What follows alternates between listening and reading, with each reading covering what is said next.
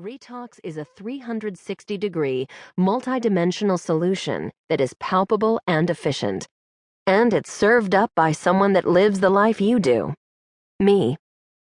You should most definitely expect to find me dancing stiletto-clad on a table, sipping champagne, sometimes into the wee hours of the night. The next day, you will probably see me again at sunrise jetting across a city sidewalk, croissant and coffee in hand, ready to take on a jam-packed workday. I am an absolute lush of life, as indulgent as I am disciplined. What makes my ride feasible, both in my life now as an entrepreneur and in my first career path on Wall Street, are the simple practices that sustain my body, sanity, and overall wellness.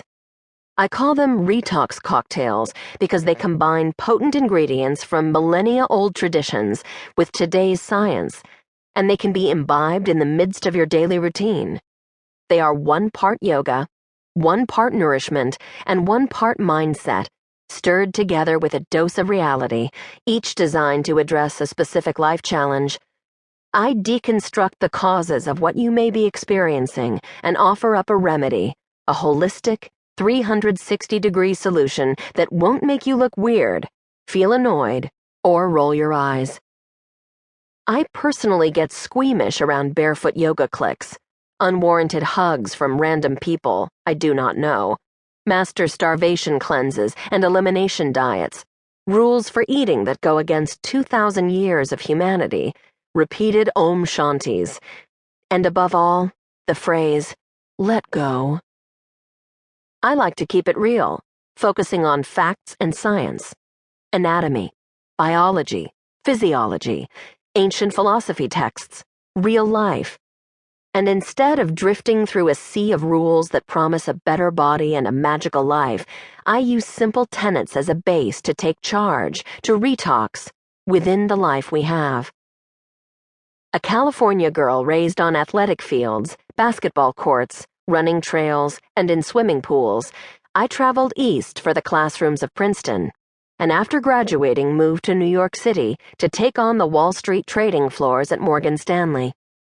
Throughout my early years in the city, I was an avid athlete and a running addict, averaging 60 miles a week after my extensively long days on the floor, attempting to stay as true to my fitness-oriented California roots as possible in the urban jungle I had come to love.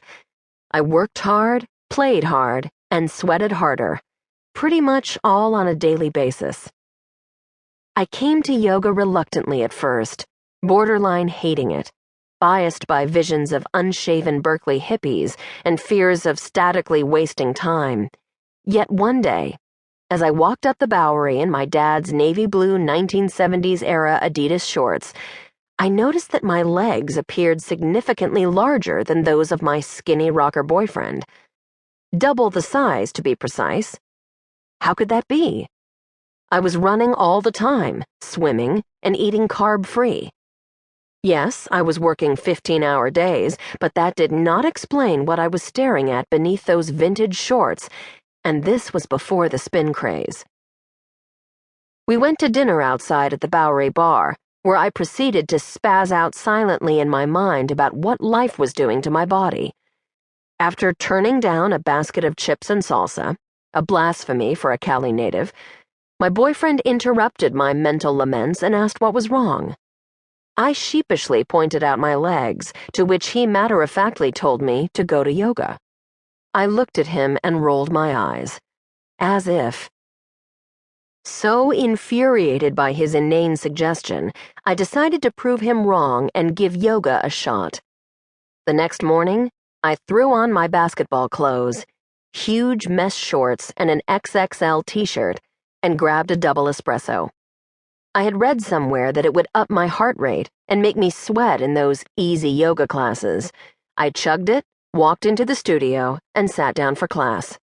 Bad idea. I'll spare you the details, but it was awful and hard, so much so that I faked a cramp and walked out halfway through, soaking in sweat, tangled in my mesh, and bewildered. Not to mention feeling totally dejected by the sea of models and dancers making it all look so easy. In